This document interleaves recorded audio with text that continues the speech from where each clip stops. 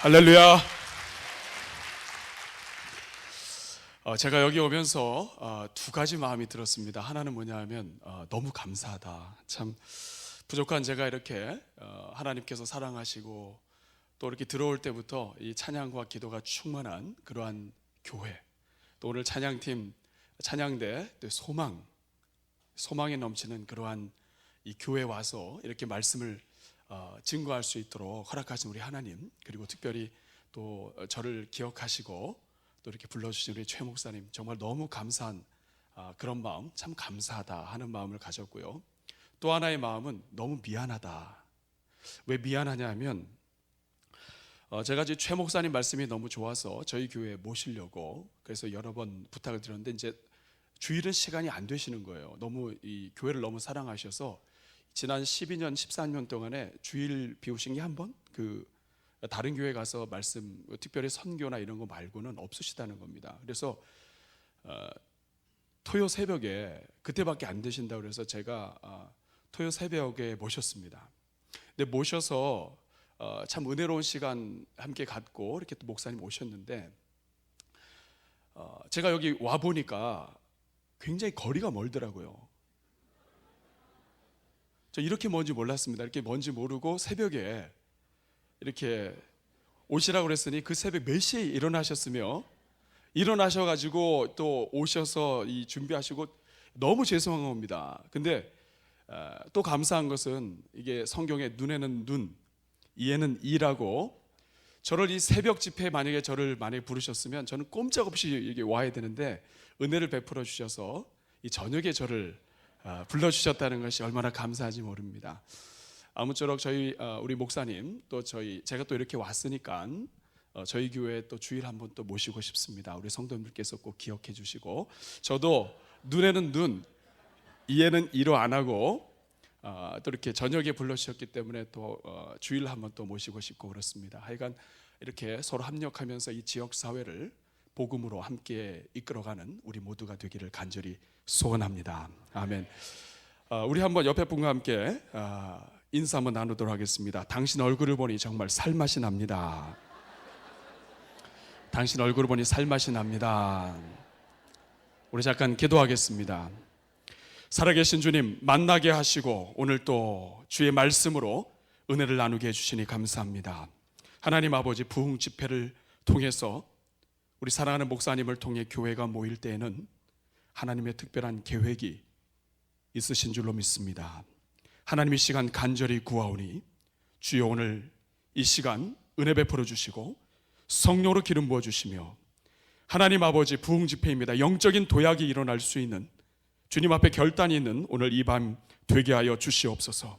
아버지 오늘 이 자리에 참여한 주의 백성들마다 하늘이 열리는 인생이 되게 해주시고 주님 앞에 손들고 기도할 때 응답받는 역사가 있게 하여 주시옵소서.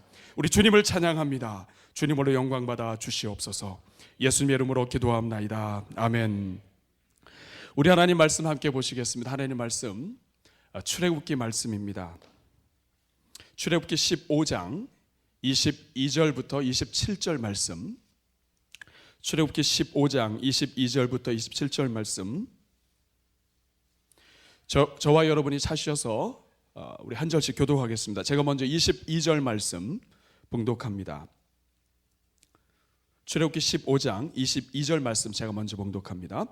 모세가 홍해에서 이스라엘을 인도하며 그들이 나와서 수르 광야로 들어가서 거기서 사흘 길을 행하였으나 물을 얻지 못하고 마라에 이르렀더니 그곳 물이 써서 마시지 못하겠으므로 그 이름을 마라라 하였더라. 백성이 모세를 대하여 원망하여 가로되 우리가 무엇을 마실까 하매 모세가 여호와께 부르짖었더니 여호와께서 그에게 한 나무를 지시하시니 그가 물에 던지매 물이 달아졌더라. 거기서 여호와께서 그들을 위하여 법도와 율례를 정하시고 그들을 시험하실세 가라사대 너희가 너희 하나님 나 여호와의 말을 청종하고 나의 보기에 의를 행하며 내 계명에 귀를 기울이며 내 모든 규례를 지키면 내가 애굽 사람에게 내린 모든 질병의 하나도 너희에게 내리지 아니하리니 나는 너희를 치료하는 여호와임이니라.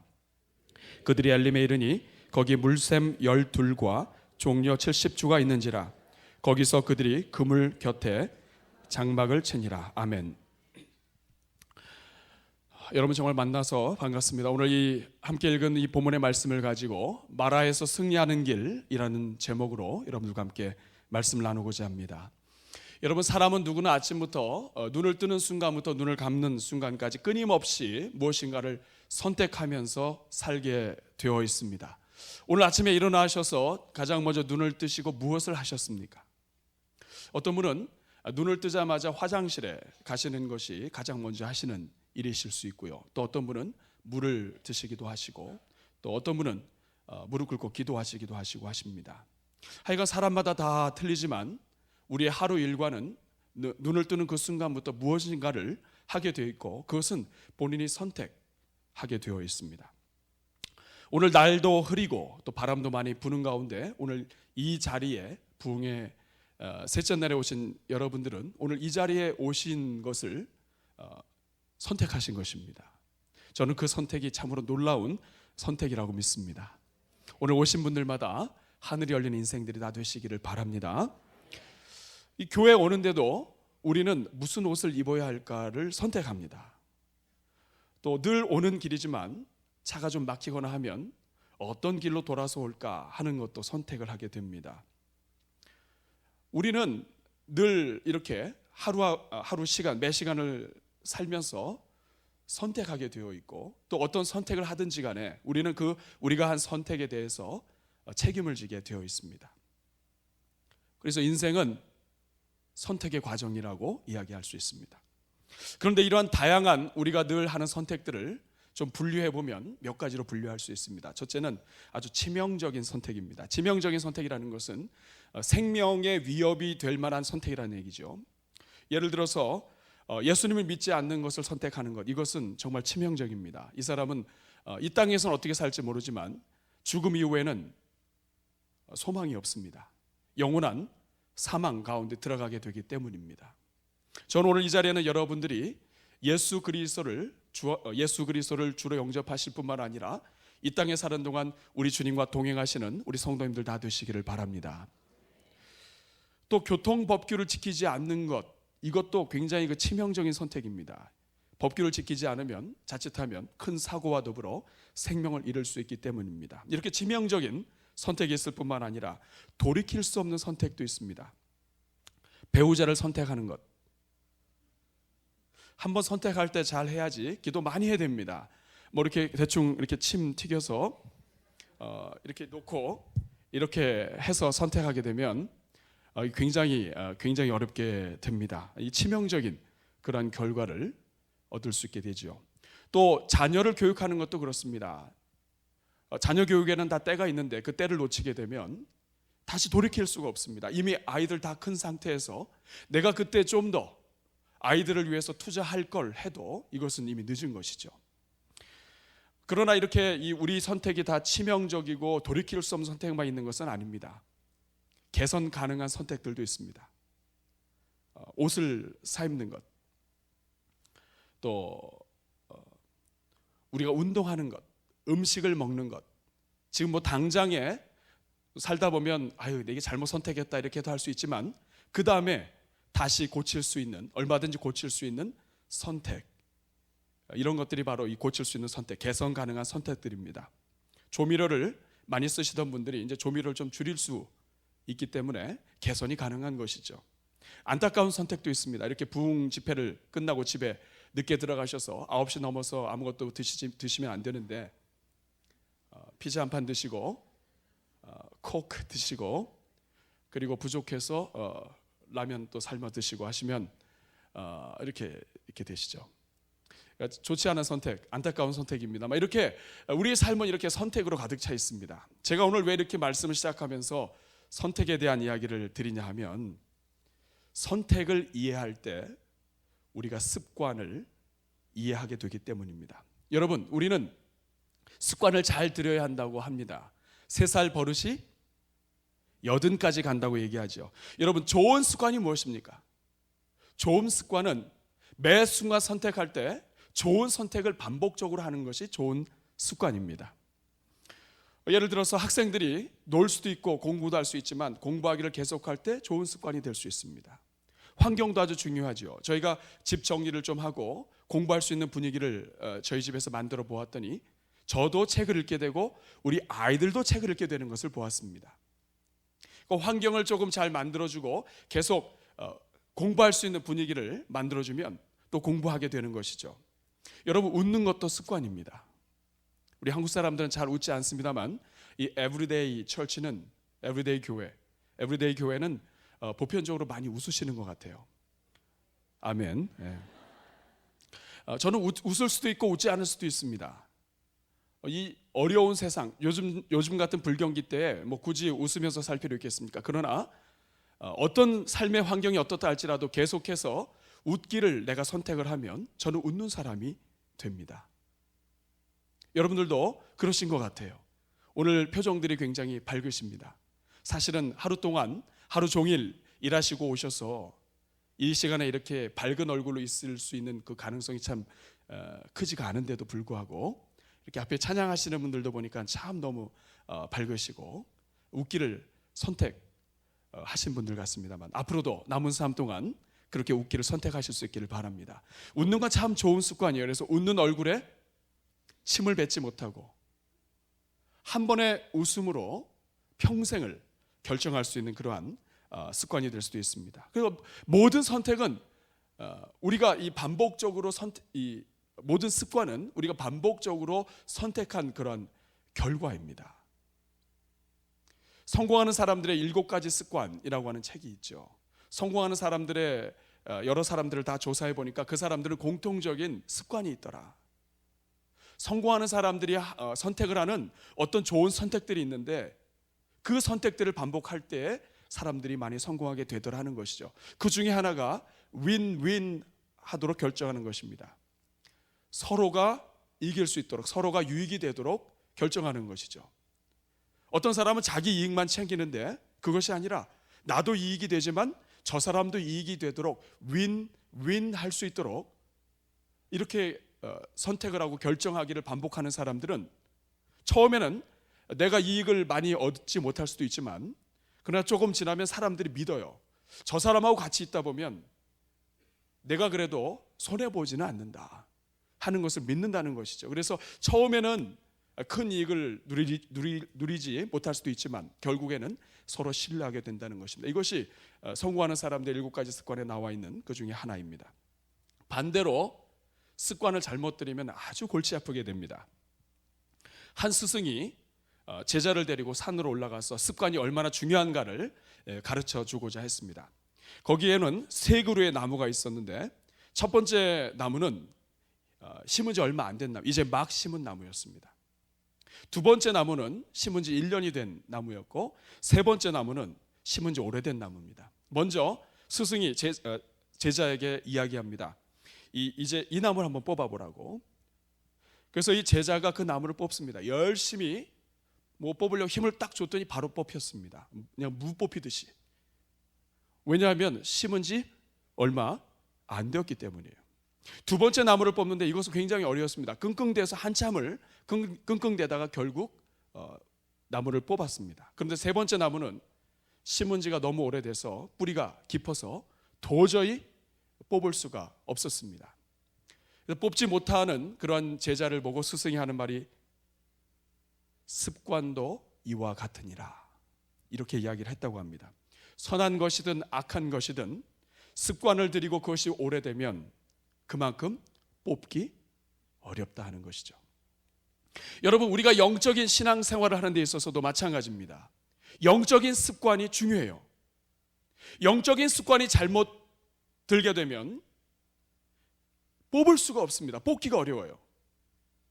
그러나 대부분의 성도님들이 영적인 습관을 잘못 들이는 바람에 이 계속해서 승승장구하는 신앙생활을 하지 못하는 것을 보게 됩니다. 여러분, 우리가 과거에 아무리 큰 은혜를 우리가 받았다 할지라도 우리의 영적인 습관에 문제가 생기면 오늘 신앙생활하는데 어려움이 생길 수가 있습니다. 우리는 그만큼 약하기 때문이에요. 여러분, 영적인 습관이 잘 잡힌 분들은 무엇을 해도 항상 은혜 받는 선택을 해요. 이런 부흥회가 있다고 하면 부흥회하는 자리에 와서 앉아 계십니다. 그것도 앞자리에 오셔서 이렇게 사모하는 마음으로 앉아 계세요.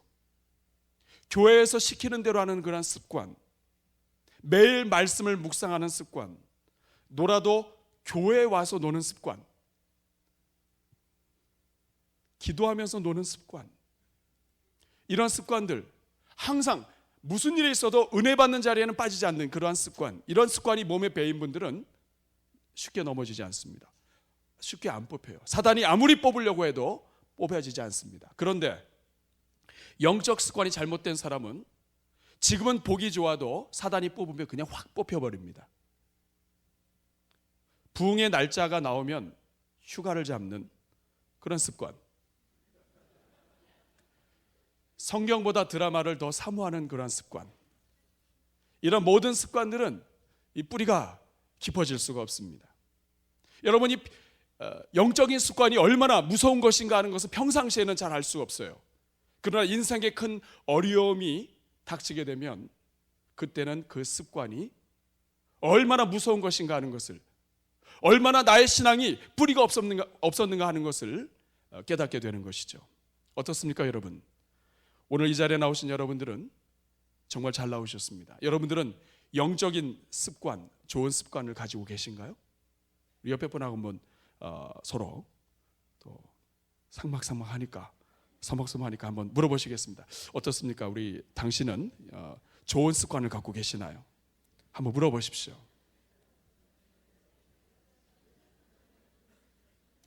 저는 부흥회가 무엇이냐 하면, 부흥회는 영적인 습관을 고치고 영적인 습관을 새롭게 준비하는 자리라고 믿습니다. 오늘 이 시간을 통해서 저와 여러분이 영적인 습관을 점검하고 정말 승리하는 인생으로 도약할 수 있는 그러한 은혜의 자리가 되기를 간절히 소원합니다. 그런 의미에서 오늘 우리가 함께 읽은 본문은 영적인 습관이 얼마나 중요한가를 우리에게 보여주는 본문입니다. 습관이 잘못 들었을 때에 한 개인뿐만 아니라 한 집안, 한 민족이 어떻게 어려움에 처할 수 있게 되는가 하는 것을 보여주는 것이 오늘 이 본문입니다. 여러분, 오늘 이 마라의 사건, 마라 사건은 이스라엘 백성들이 홍해를 건넌 후에 첫 번째 등장하는 사건입니다. 이스라엘 백성들이 홍해를 건넌 지 3일 만에 마실 물이 없는 그러한 지역, 물이 하나도 없는 그러한 아주 힘든 지역을 통과하게 되었습니다. 그러다가 3일 만에 도착한 곳이 마라라고 하는 곳이에요.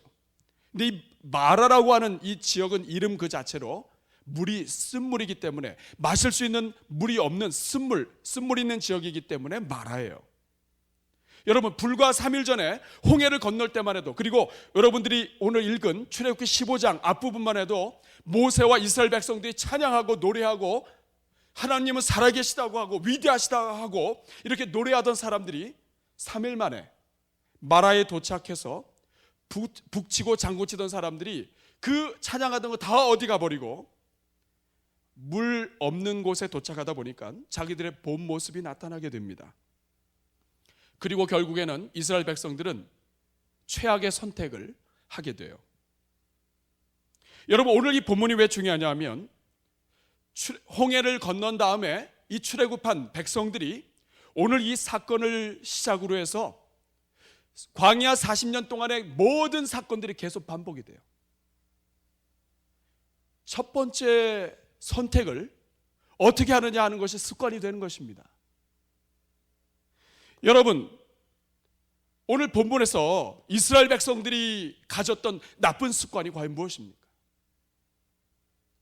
이 나쁜 습관이 도대체 무엇이길래 그들은 계속해서 실패하고 결국에는 광야에서 멸망하는 그런 민족이 되게 되었습니까?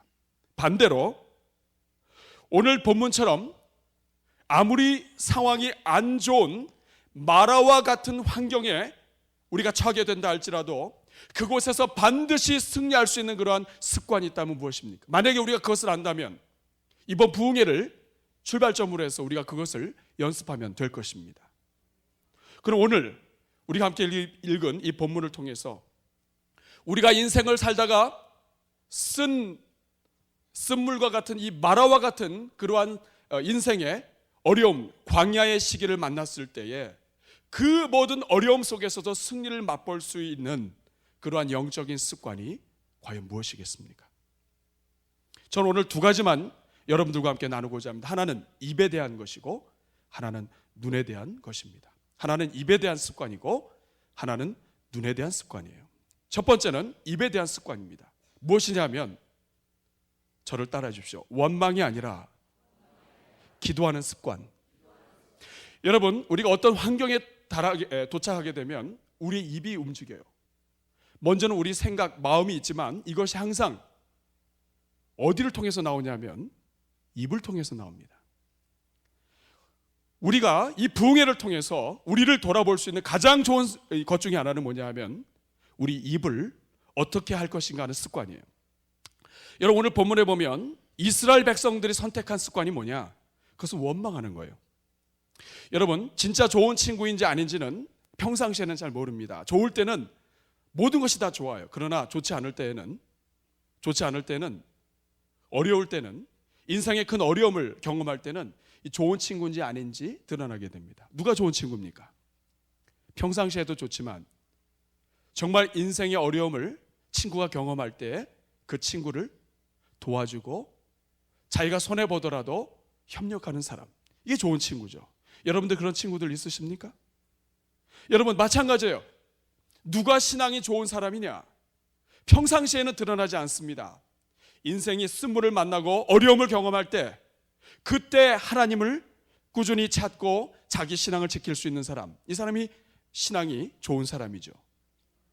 그러나 여러분, 오늘 이 본문에 있는 이스라엘 백성들, 불과 3일 전에는 하나님을 찬양했던 사람들이에요. 그런데 불과 3일 만에 이 사람들은 완전히 바뀌어버립니다. 이것은 무엇을 이야기하냐 하면 우리가 3일 전에 부흥회를 통해서 큰 은혜를 받아도 3일 지나면 오늘 우리는 전혀 다른 인간이 될 수 있다는 것입니다. 그렇기 때문에 습관이 중요한 거예요. 이스라엘 백성들이 홍해를 건너고 모세를 통해서 막 노래하고 미리암 찬양하고 이스라엘 백성들이 다 함께 노래할 때는 이스라엘 백성들이 자기들의 신앙이 다 좋은지 알았어요. 근데 3일만 물을 못 마시다 보니까 이 사람들은 완전히 이상한 사람들이 됩니다. 그렇기 때문에 우리가 다짐해야 될 것은 우리 어제의 나를 믿으면 안 돼요. 오늘의 나의 모습이 진정한 나의 모습입니다. 여러분, 물론 이 3일 동안 참은 것도 잘 참은 거예요. 사흘 굶으면 담 뛰어넘지 않을 사람이 없다는 옛말이 있습니다. 누구든지 사흘 굶으면 다 담을 뛰어넘어서 도둑질을 해서라도 배를 채울 수 있을 수밖에 없는 연약한 것이 인간이라는 것입니다. 이스라엘 백성들 첫째 날 참았어요. 어제 홍해 건넜는데 어제. 둘째 날이 됐습니다. 그래도 그저께 홍해를 건넜는데. 셋째 날이 되니까 애들도 목마르다 그러죠. 짐승들도 가까이 와서 비빕니다. 이제 그만 가자고. 그러니까 짐승들도 불쌍하고 아이들도 이제 막 쓰러지고 그러니까 이 불평하는 것이 목구멍까지 찬 상황에서 이제 폭발하기 일보 직전에 물을 만났어요. 근데 그 만난 물이 마라입니다. 마라, 쓴물이에요. 그러니까 터져버린 겁니다. 다 터져버렸어요. 여기서 이 마라, 이 쓴물이라고 하는 것은 못 먹는 물이고요, 독이 있는 물, 먹을수록 더 갈증이 나는 물을 이야기합니다. 성경 지리를 연구하시는 분들은 이 마라의 샘물은, 마라의 물은 홍해 바다에서 가까운 곳에 있기 때문에 그 물에 염분이 들어갔기 때문에 먹지 못하는 물이었을 것이라고 이야기를 합니다. 중요한 것은 사람이 어려운 상황에 도착하게 되면 이 안에서 먼저 입을 통해서 원망이 나온다는 거예요. 그래서 오늘 24절에 보니까 뭐라고 얘기합니까? 백성이 모세를 대하여 원망하여 가로되 우리가 무엇을 마실까? 여기서 이 원망이라는 단어가 아주 재미있는 단어입니다. 원래 이 원망이라고 하는 단어는 그 본래의 뜻이 머물다, 거주하다, 오랫동안 붙어 살다 이런 뜻입니다. 여러분, 우리가 불편한 상황에 도착하게 되면 이 안에서 뭔가 이렇게 불평이 나와요. 그렇지만 은혜로 이것을 누르고 잊어버리고 던져버리고 삽니다. 그런데 누르지 못할 때 원망이 계속, 불평하는 마음 이 안에서 계속 붙어 살게 되면 드디어 그것이 원망이 된다는 뜻이에요. 마치 불평이 싫어서 쫓아버렸는데 이 쫓아버린 불평이 자기 친구 7을 데리고 들어와서 7 귀신을 데리고 들어와서 그 집에 들어와서 완전히 눌러 사는 것처럼 불평이 완전히 이 안에 가득 차 있는 상태, 이것을 지금 이 원망이라고 하는 단어를 통해서 표현하고 있는 것입니다. 반대로 이스라엘 백성들은 지금 3일 만에 다 불평하게 됐지만 모세는 무엇을 하고 있는가 보십시오. 15장 25절에 보니까 모세가 여호와께 부르짖었더니라고 얘기합니다. 여러분, 부르짖었다고 하는 것은 큰 소리로 간구했다는 것을 얘기해요. 그리고 모세가 기도할 때 어떤 일이 일어났습니까? 우리 주님께서 응답하셨어요. 하나님께서 한 나무를 보여주셨는데 이 나무는 원어대로 이야기하면 나무 조각이에요. 나무 조각을 물에 던져라. 그래서 던졌더니 그 물이 마실 수 있는 단물이 되었습니다. 여러분, 정말 하나님의 교회를 세우고 다른 사람들을 살리고 백성들을 이끌어갈 지도자들의 가장 큰 특징 중에 하나는 그 입을 통해서 원망이 아니라 기도하는 것입니다. 원망은 사람들에게 하는 것이지만 기도는 하나님께 하는 것이에요. 여러분, 이 교회나 이런 단체의 지도자들을 가만히 살펴보면 원망하기를 좋아하는 사람치고 지도자 되는 사람이 거의 없습니다. 그리고 원망을 잘하는 사람이 지도자가 되면 그 함께 있는 사람들이 다 어려움을 당해요. 저는 오늘 이 자리에 있는 분들이 원망하는 습관을 모두 다 원망하지 않으시겠지만 버리실 수 있기를 간절히 소원합니다. 여러분, 원망은 습관이에요. 이스라엘 백성들은 마라에서 원망을 하기 시작해서 결국은 끝까지 원망하다가 가나안에 못 들어가는 사람들이 대부분이었습니다. 여러분, 교회에서도 마찬가지예요. 똑같이 일을 시작하던데 어떤 사람은 그 똑같은 일 속에서 감사로, 기쁨으로, 기도로 시작을 하지만 어떤 사람은 원망으로 시작을 해요. 똑같은 일인데도. 여러분, 어떻습니까? 여러분들은 원망과 더 가까우시나요? 아니면 기도와 더 가까우시나요? 여러분들은 힘든 순간에 원망하는 것이 더 쉬운 분입니까? 아니면 기도하는 것이 습관이 되어 있는 분이십니까? 어떻습니까? 옆에 분하고 한번 확인을 해보도록 하겠습니다. 아마 서로 잘 아실 거예요. 자, 당신은 원망이 더 가까우시나요? 기도가 더 가까우시나요? 한번 물어보십시오. 한번 물어보세요. 한 번 더 적나라하게 물어보겠습니다. 당신은 원망파입니까? 아니면 기도파이십니까? 어떠세요? 우리 성도님들은 원망파이십니까? 기도파이십니까? 그러나 중요한 것은 만약 그동안 원망이 나왔었다고 한다면 이번 부흥회를 통해서 오늘부터는 어떤 상황 속에서도 기도하기를 결단하시면 됩니다. 저를 한번 따라해 주십시오. 주님, 저는 오늘부터 원망이 나올 때 기도하기를 연습하겠습니다. 아멘. 한 번 더 따라 하셔야 돼요. 저를 한번 따라 하세요. 하나님, 저는 이제 어떤 일이 있어도 죽어도 원망을 안 하겠습니다. 원망을 하면 옆에 분 서로 보시면서 제가 당신의 동생입니다.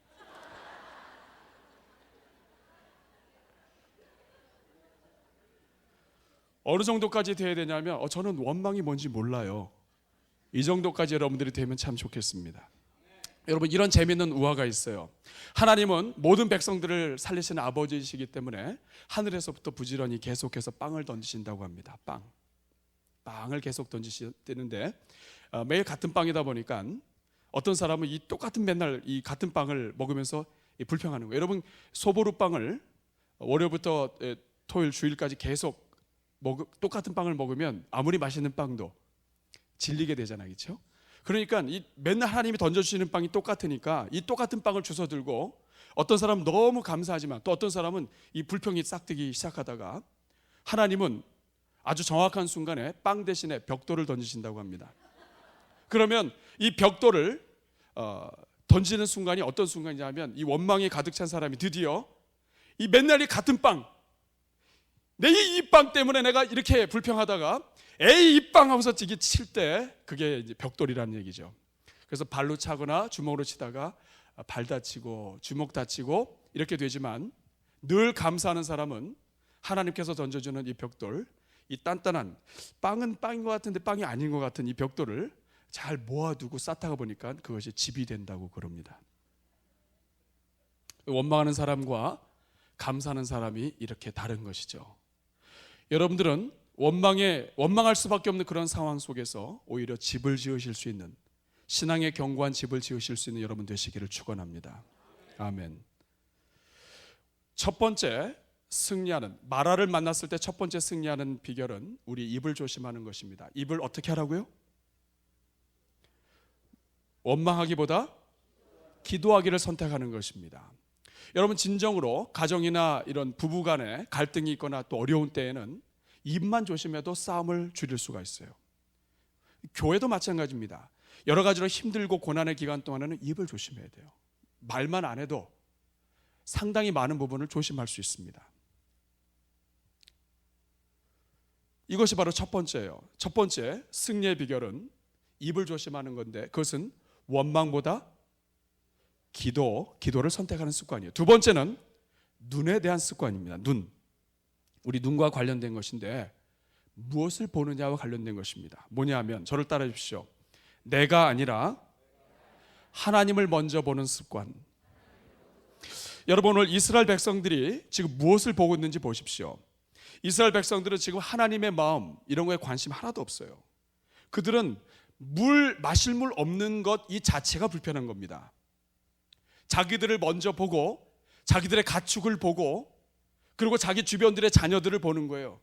아니 하나님이 우리를 애굽에서 꺼집어내고 홍해를 건너시게 했었으면 마실 물도 줘야 될 거 아니냐고 이렇게 외치는 사람들입니다. 우리를 불러냈으면 책임져야 될 거 아니냐 이렇게 말하는 사람들이에요. 그들에게 있어서 마라는 이 도저히 있을 수 없는 일입니다. 어떻게 이 짜증나는 곳에 하나님이 우리를 불러올 수 있냐 이 말이에요.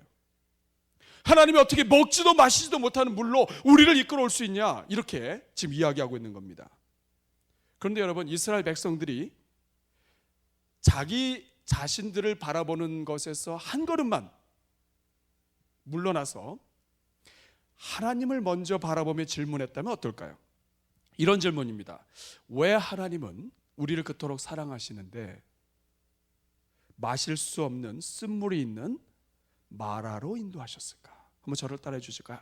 왜 하나님은 우리를 그토록 사랑하시는데 마시지 못하는 마라로 인도하셨을까? 이거는 내 생각이 우선이 아니고 하나님의 마음을 먼저 살펴보는 그러한 질문입니다. 오늘 우리도 마찬가지예요. 우리가 어려운 일, 인생의 마라를 경험하게 될 때 홍해를 건넜어요. 하나님을 만났습니다. 은혜를 체험했어요. 근데 하루가 지나도 물이 없고 이틀이 지나도 물이 없고 3일째 되는 데까지 물이 없어요. 그래서 결국 샘을 하나 만났는데 그게 마라예요. 이민 땅에 왔습니다. 예수 그리스도를 믿고 하나님의 영광대로 살기를 다짐했습니다. 1년을 지나고 2년을 지나고 3년째가 됐는데도 계속해서 어려움이 점점 심한 상태에서 드디어 기도하고 하나님 은혜 가운데 새로운 사업장을 마련했는데 그게 마라였어요. 그런 어려움을 당하게 될 때에 우리는 우리 자신의 문제와 형편을 먼저 보게 되는데 하나님 앞에 이렇게 질문할 수 있는 것이죠. 하나님, 나를 사랑하시는 하나님께서 왜 나에게 이런 마라를 만나게 하셨습니까? 여러분 오늘 우리가 읽은 본문 25절과 26절에는 굉장히 중요한 하나님의 마음들이 숨어 있어요. 먼저 25절에 보니까 모세가 여호와께 부르짖었더니 여호와께서 그에게 한 나무를 제시하시니 그가 물에 던짐에 물이 달아졌더라. 25절에서 우리가 알 수 있는 것은 뭐냐 하면 하나님은 하나님의 백성들에게 마라로 인도하셨지만 하나님은 이미 해답을 가지고 마라로 보내셨다는 거예요. 그리고 그 마라를 만난 상황에서 기도하니까 하나님이 답을 주시고 나무를 지시하셔서 그 나무를 물에 던졌더니 그 물이 달아지게 하셨습니다. 여러분, 왜 하나님은 이스라엘 백성들이 마라를 만나게 하셨을까요? 여러분, 하나님은 모세에게 이렇게 얘기할 수도 있었습니다. 너 이제 저 앞에 가면 샘물이 하나 나오는데 그 이름이 마라야. 이 마라는 피해야 돼. 이 동물이다. 이거 마시면은 입이 더 갈증 나거든. 이 피해야 돼. 이스라엘 백성들을 데리고 저쪽으로 돌아가. 저쪽으로. 하나님 이렇게 하실 수 있어요, 없어요? 있어요. 근데 왜 하나님 왜 안 하셨죠? 왜 마라로 그냥 가게 하셨죠? 마라의 물은 쓴물입니다. 사람들이 먹지 못하는 물이에요. 그러나 여러분, 하나님은 이스라엘 백성들의 형편을 아셨어요. 이스라엘 백성들이 지금 물을 마시지 않으면 이 사람들이 살지 못한다는 걸 알았어요. 사실은 조금만 더 가면 샘물이 나오지만 그때까지 참지 못하는 백성들이라는 걸 아셨어요. 그래서 하나님은 마라의 물이 쓴물인 것을 알았지만, 아셨음에도 불구하고 이 이스라엘 백성들을 마라로 인도하신 것입니다. 왜? 우리 하나님은 쓴물을 단물로 만드실 수 있는 분이기 때문에 그래요. 이 세상 사람들은 마라의 물을 마시지 못합니다. 그러나 하나님에게는 이 마라의 물이 쓴물이나 단물이나 상관이 없어요. 하나님은 모든 물을 다 마실 수 있도록 역사하실 수 있는, 고치실 수 있는 분이 하나님이시기 때문입니다. 그 하나님께서 이스라엘 백성들이 물을 마시지 못하고 짐승들이 물을 마시지 못하면 견디지 못할까 봐 마라에 들리게 하시고 마라에서 어떻게 하는지를 보고 싶으신 거예요. 그리고 여러분, 이 마라의 물은 한 걸음 더 나아가서 하나님이 예비하신 특별한 선물입니다. 창조 이래로 이 마라의 물을 마신 민족은 이스라엘밖에 없어요. 마라의 물은 어느 누구도 마시지 못하는 동물입니다. 어느 누구도 마시지 못하는 짠물이에요. 태초부터 창조된 이후로 이 샘물을 마실 수 있는 사람이 없었어요. 그러나 하나님께서 이 이스라엘 백성들을 마라로 인도하셨기 때문에 마라에서 이 이스라엘 백성들은 어느 누구도 마시지 못했던 이 물을, 짠 물을, 동물과 같은 이러한 물을, 갈증나게 하는 이 물을 단물처럼 마시는 첫 번째 민족이 되었던 것입니다. 이스라엘 백성들이 생각할 때 이 마라라고 하는 물은 하나님이 왜 우리를 이토록 어렵게 하시는가 하는 그러한 조건처럼 보였지만, 하나님에게 있어서 이 마라는 이스라엘 백성들을 위한 선물이었다는 것입니다. 이것이 바로 하나님이세요. 하나님은 주실 것이 많으신 분이십니다. 저는 목회자이지만 성도들을 섬기면서 느끼는 것은 제가 줄 것이 많이 없어요. 너무나 힘들어하는 성도님들, 사업 때문에, 직장 때문에, 불경기 속에서 질병 때문에 고통 중에 있는 이 많은 성도님들, 주고 싶어도 줄 수 있는 게 없는 것이 우리 목회자의 마음입니다. 그러나 여러분, 우리 하나님은 주실 것이 많으신 분이에요. 하나님은 쓴물도 그것을 통해서 선물로 주실 수 있는 분이세요. 그러므로 여러분, 우리가 인생을 사는 동안에 마라와 같은 쓴물을 만났을 때에 우리가 한 걸음 더 뒤로 물러서서 생각하는 겁니다. 하나님께서 나를 그토록 사랑하시는데, 나를 위해서 예수 그리스도까지 주셨는데, 그의 독생자 아들까지 주셨는데 나에게 이 쓴물을, 마라를 허락하신 이유가 무엇인가? 거기에는 하나님의 특별한 섭리가 있다는 거예요. 하나님만이 주실 수 있는 은혜가 있다는 겁니다. 오늘 사랑하는 여러분, 여러분들이 오늘 살면서 고통 중에 있으십니까? 인생의 마라를 통과하고 계십니까? 그곳에서 질문하십시오. 하나님, 나를 위해서 아들까지 주신 하나님, 그 하나님이 저에게 이 마라의 쓴물을 만나게 하신 이유가 무엇입니까? 하나님, 피해가게 하실 수도 있었잖아요. 하나님, 제가 이 사람 안 만나게 할 수도 있었잖아요. 하나님, 제가 이 비즈니스 안 하게 하도록 도우실 수 있었잖아요. 그런데 이 과정을 통과하게 하시는 이유가 무엇입니까? 제가 이 사람 안 만나게 해도 됐잖아요. 그러나 하나님이 그 모든 것을 허락하셨을 때에는 하나님이 주시고 싶은 게 있으신 거예요. 26절에 보면 더 중요한 것이 나옵니다. 하나님이 어려움을 만나게 하실 때는 반드시 가르쳐 주고 싶으신 것이 있으세요. 26절이 무엇입니까? 가라사대 너희가 너희 하나님 나 여호와의 말을 청종하고 나의 보기에 의를 행하며 내 계명에 귀를 기울이며 내 모든 규례를 지키면 내가 애굽 사람에게 내린 모든 질병의 하나도 너에게 내리지 아니하리니 나는 너희를 치료하는 여호와임이니라. 여러분, 쓴물을 단물로 고치신 다음에 하나님께서 주신 말씀이 26절이에요. 나는 너희를 치료하는 하나님이다. 장차 이스라엘 백성들이 가나안 땅에 들어가게 되면 여러 질병들을 만나게 될 겁니다. 그러나 하나님 말씀이 뭐예요? 하나님의 말씀을 순종하면 애굽 사람들의 모든 질병들, 가나안 사람들의 질병들, 아니 세상의 모든 질병들, 그것으로부터 너희를 보호하시겠다는 겁니다. 여러분, 하나님께서 이스라엘 백성들에게 마라를 경험하시는 그 과정은 쓴 기간이에요. 어떻게 하나님이 쓴물을 줘요? 그런데 그 쓴물을 경험하는 동안에 하나님의 마음은 다른 생각이 있으셨어요. 이 쓴물을 단물로 고치시는 것을 통해서 하나님이 어떤 분인가 하는 것을 보여주고 싶으셨던 겁니다. 하나님은 누구냐? 쓴물을 단물로 고치시는 분이시다. 하나님은 누구냐? 먹지 못하는 물도 먹는 물로 치료하시는 분이시다. 하나님은 누구냐? 치료하시는 분이시다.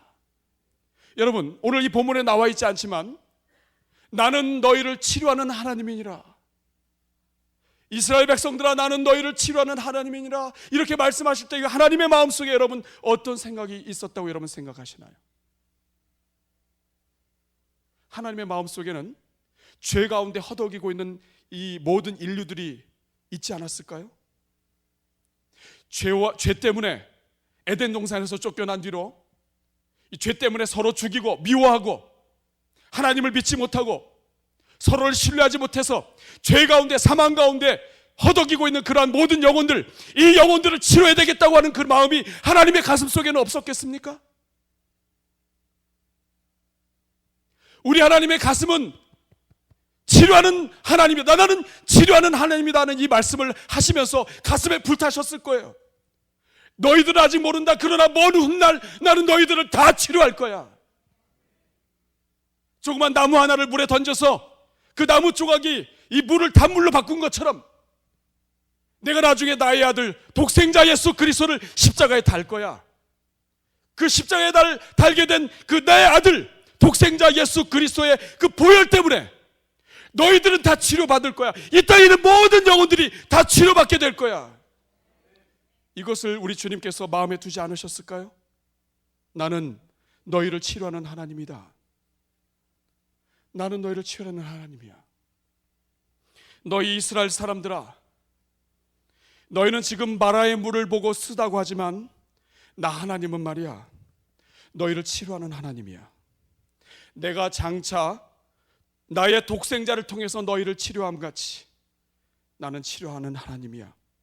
너희를 죄로부터 완전히 치료할 거야. 내가 너를 치료할 거야. 내가 너를 치료할 거라고. 나는 하나님이야. 너를 치료할 거야. 여러분, 우리가 살고 있는 사회는 이 썩은 사회입니다. 죄악이 점점 심해지고 우리 자녀들은 이 미국 땅에서 동성애에 대한 교육을 그냥 의무적으로 받아야만 하는 그러한 사회 속에 살고 있어요. 여러분, 이 사회를 무엇으로 치료할 겁니까? 무엇으로 치료하겠어요? 이 뿌리 깊은 죄악을 무엇으로 치료하겠습니까? 여러분, 여러분들의 개인적으로 심령이 소망이 없고 죽어가는 이 심령을 무엇으로 치료할 거예요? 요즘 젊은이들이 정신적으로 질병 가운데 있는 사람들이 많습니다. 그 질병 가운데는, 정신적인 질병 가운데 있는 자녀들을 무엇으로 치료할 거예요? 오늘 이 사회를 무엇으로 치료할 겁니까? 그러나 여러분, 우리 하나님은 이 본문의 말씀을 통해서 우리에게 말씀하시는 거예요. 나는 너희를 치료하는 하나님이야. 우리의 무너졌던 개인적인 신앙도, 우리의 모든 개인적인 가족의 삶도, 무너진 가정도, 부모의 영적인 권력도, 영적인 모든 권세도, 이 땅의 모든 가정과 사회도 우리 하나님은 다 치료할 수 있다고 하는 것을 우리 하나님은 이 말씀을 통해서 선포하시는 것입니다. 이 세상을 치료할 수 있는 것은 우리 하나님밖에 없어요. 우리 십자가의 보혈 아니면 치료할 수 없습니다. 여러분, 이스라엘 백성들이 마라를 만나지 못했다면 그들은 치료하는 하나님을 그들이 죽을 때까지 경험하지 못했을 것입니다.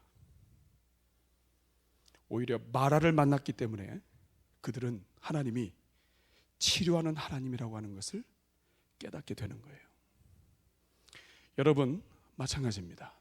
우리 인생을 살면서 우리가 고통 중에 있고 마라를 통과할 때 그거는 버려진 기간이 아니에요. 하나님이 우리를 버린 기간이 아닙니다. 우리가 고통 중에서 신음하고 우리 자녀들이 고통 중에서 신음할 때 그것은 버려진 기간이 아닙니다. 우리 하나님이 어떤 하나님인가를 만날 수 있는 기회예요. 이스라엘 백성들이 마라의 샘물을 통해서 하나님은 치료하는 분이라고 하는 것을 발견하게 된 것처럼, 배우게 되는 것처럼 하나님은 오늘도 말씀하고 싶어 하세요.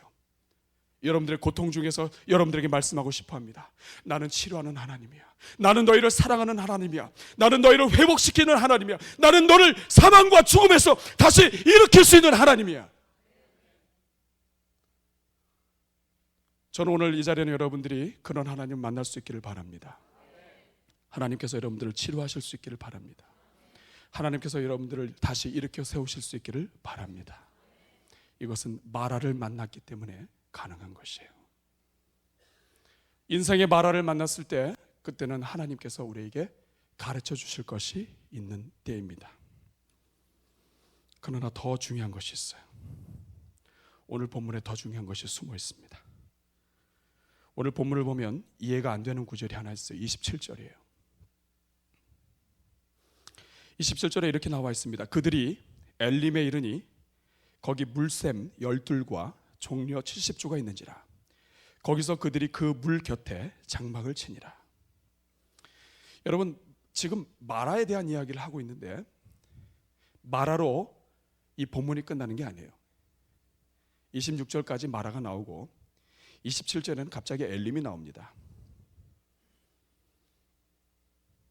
22절부터 27절까지가 지금 하나님께서 모세와 이스라엘 백성들이 가게 하는 첫 번째 경로예요.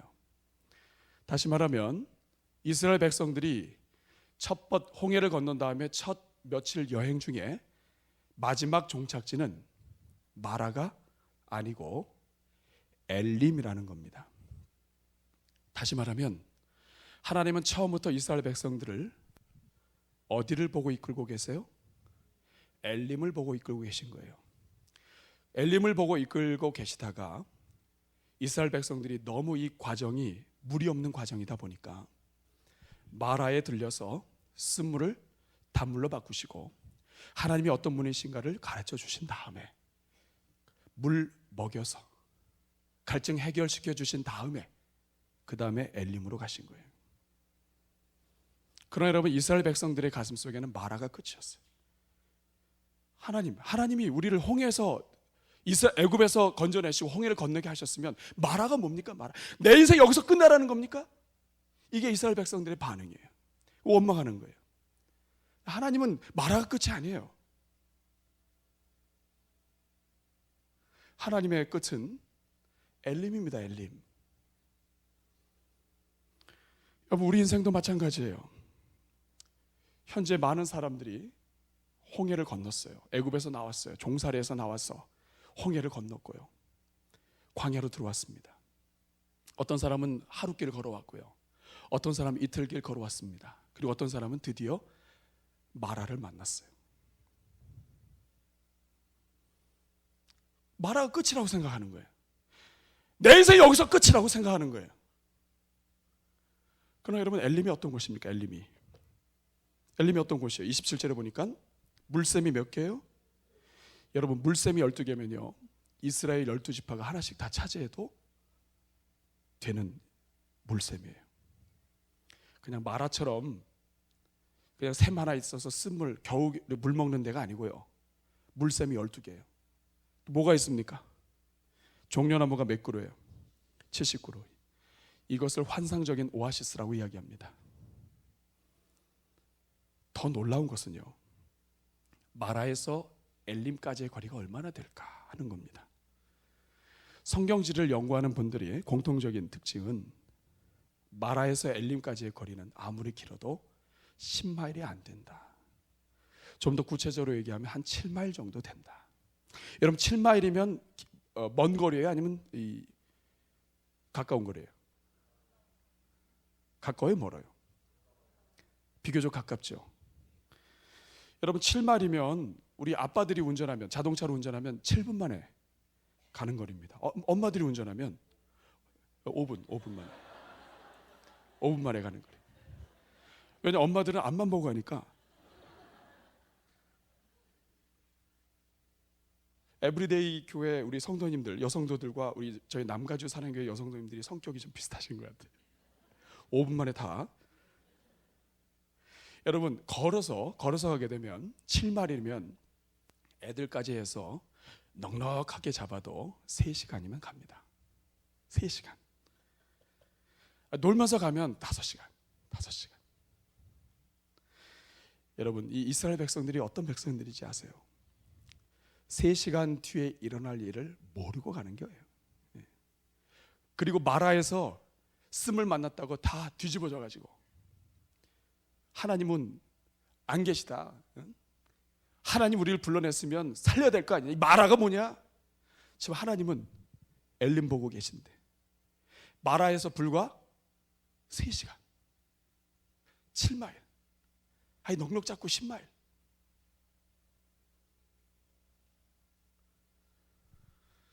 우리 인생도 마찬가지예요.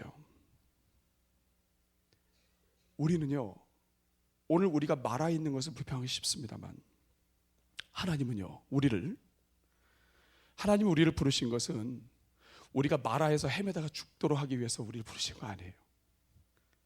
여러분, 이스라엘 백성들도 엘림 보고 마라 통과해서 오셨다면 오히려 그냥 엘림까지 가서 물 실컷 먹이도록 해주고 싶으셨는데 하도 이 속도 좁고 견디지 못하고 하니까 마라 들려서 물 바꿔가지고 먹여서 오시잖아요. 하나님께서 여러분 우리를 부르신 것은 마라에서 다 이 굶어 죽고 쓴 물에 다 죽도록, 이 쓴 것에 독이 퍼져가지고 다 죽도록 우리를 부르신 게 아니에요. 여러분, 하나님이 우리를 부르신 것은 엘림까지 데리고 가기 위해서 부르신 것입니다. 하나님께서 여러분 한 사람 한 사람을 오늘 우리 예수 그리스도 안으로 부르신 것은 하나님의 그림을 가지고 우리를 부르신 거예요. 이 우리 하나님이십니다. 여러분 어떠세요? 여러분 지금 엘림 바라보고 계시나요? 아니면 마라 앞에서 지금 두 다리 다 잡뻗고 통곡하고 있는 거 아닙니까 혹시?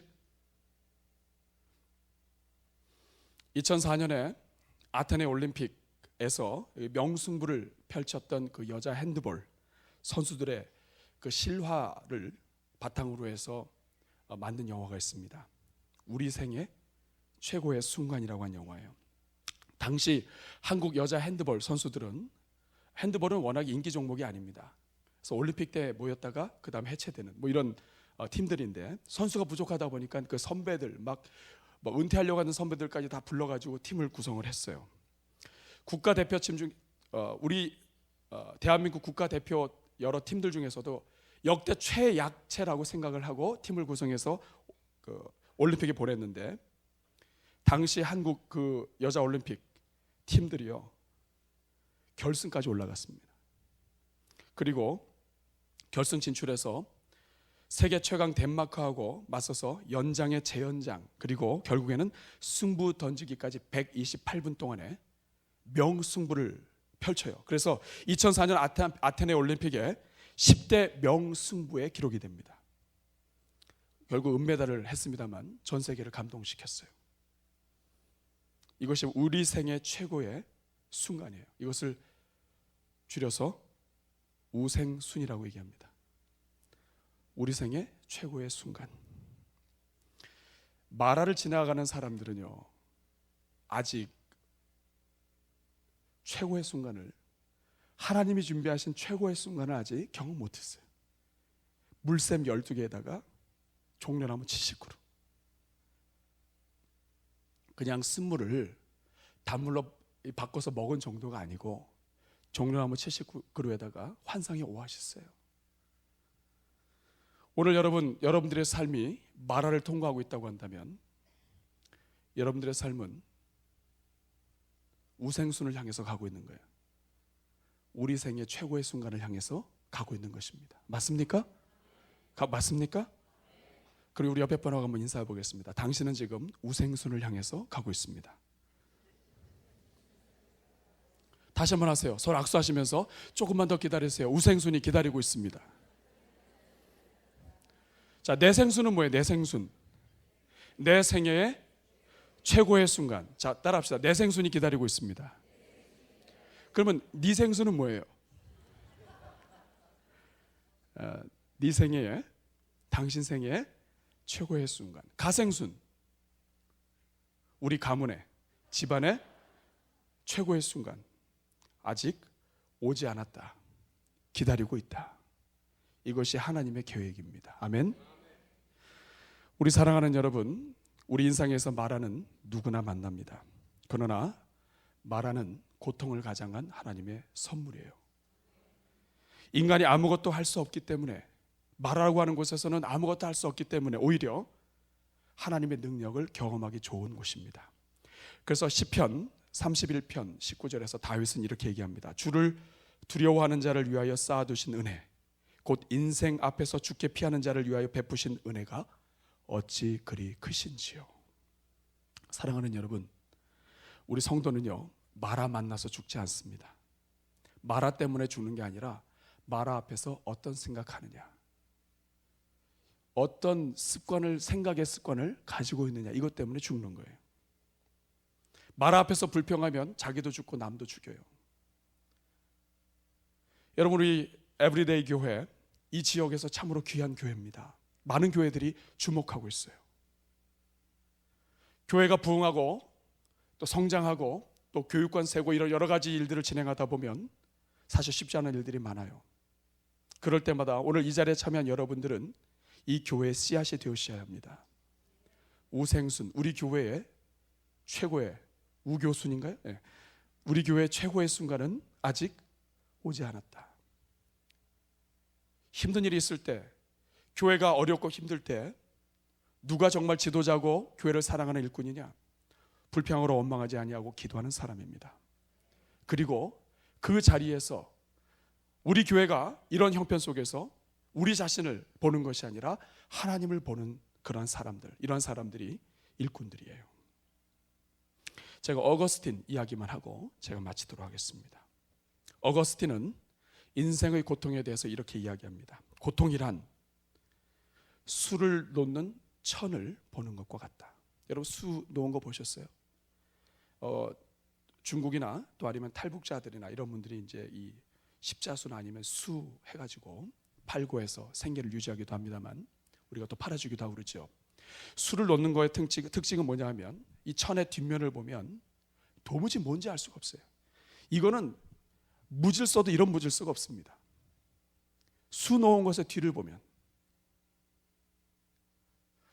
우리 자신을 보지 않고 하나님을 보는 사람과 하나님보다 자기 자신을 먼저 보는 사람의 차이는 이 차이예요.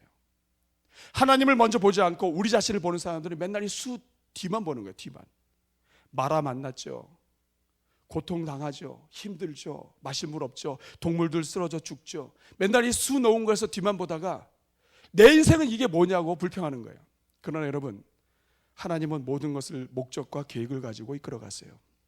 수를 놓고 계십니다. 비록 여러분들이 이해하지 못해서 수를 놓는 이 뒷면을 보면 모든 것이 어지럽지만 하나님이 놓으시는 것은 정확합니다. 하나님은 그림을 갖고 계세요. 이것이 하나님이세요. 이토록 우리를 사랑하시기 때문에 그의 아들 예수 그리스도를 우리에게 주신 것입니다. 이 하나님을 우리는 아버지로 섬기고 있는 거예요. 우리 사랑하는 여러분, 하나님은 지금도 우리의 삶의 수를 놓고 계세요. 뒷면 보고 실망하시면 안 돼요. 불평하시면 안 돼요. 오늘 이 부흥회 2012년도 봄 부흥회의 마지막 날 여러분 결단하셔야 돼요. 하나님, 내 평생 사는 동안 내 입을 통해서 원망하지 않고 기도하겠습니다. 내 평생 사는 동안 내가 가진 것, 내 주변 먼저 보지 않고 하나님 먼저 보겠습니다. 나를 사랑해서 아들을 주신 그 하나님의 마음을 먼저 헤아리겠습니다. 그래서 저는 이러한 하나님을 생각하면 얼마나 감사한지 몰라요. 제가 제일 좋아하는 찬양이 이겁니다. 나는 믿네. 이 노래 아시나요? 아시는군요. 내게 허락하신 시련을 통해 나의 믿음 더욱 강하게 자라나고 험한 산과 골짜기 지나는 동안 주께 더 가까이, 험한 산과 골짜기를 지나는 동안 더 가까이 나를 이끄시네. 내가 겪는 시험이 어렵고 힘들어도 내 주님보다 크지 않네. 내 앞에 바다가 갈라지지 않으면 내가 바다 위로 걷게 되리. 우리 이 찬양 한번 같이 해보실까요? 우리의 마라를 통과하게 하시고 엘림으로 인도하신 우리 주님 생각하면서 나는 믿네. 하나님, 오늘 나의 형편은 모든 것이 쉽지 않지만 주님 믿습니다. 우리 이 믿음으로 우리 함께 찬양하겠습니다. 내게 허락하신 시련을 통해, 내게 허락하신 시련을 통해 나의 믿음 더욱 강하게 자라나고 험한 산과 골짜기 지나는 동안 주께 더 가까이 나를 이끄시네. 내가 겪는 시험이 어렵고 힘겨워도 내 주님보다 크지 않네. 내 주님보다 크지 않네. 아멘. 내 앞에 바다가 갈라지지 않으면 주가 나로 바다 위 걷게 하리. 나는 믿네. 나는 믿네. 주의 능력으로 내 삶 새롭게 되리. 나는 믿네. 주의 능력으로 담대히 나가리라. 주와 함께 싸워 승리하리라. 날마다 믿음으로 나 살아. 다시 찬양합니다. 내게 허락하신 시련을 통해, 내게 허락하신 시련을 통해 나의 믿음 더욱 강하게 자라나고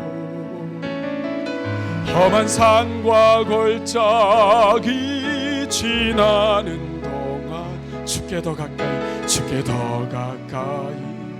나를 이끄시네. 내가 겪는 시험 어렵고 힘겨워 내 주님보다 크지 않습니다. 내 주님보다 크지 않네. 내 앞에 바다가 갈라지지 않을 주가 나로 바다 위 걷게 할. 나는 믿네.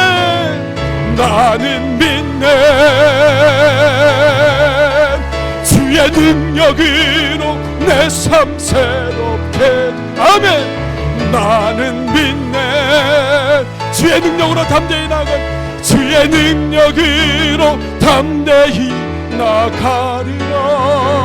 주와 함께 싸워 승리하리라.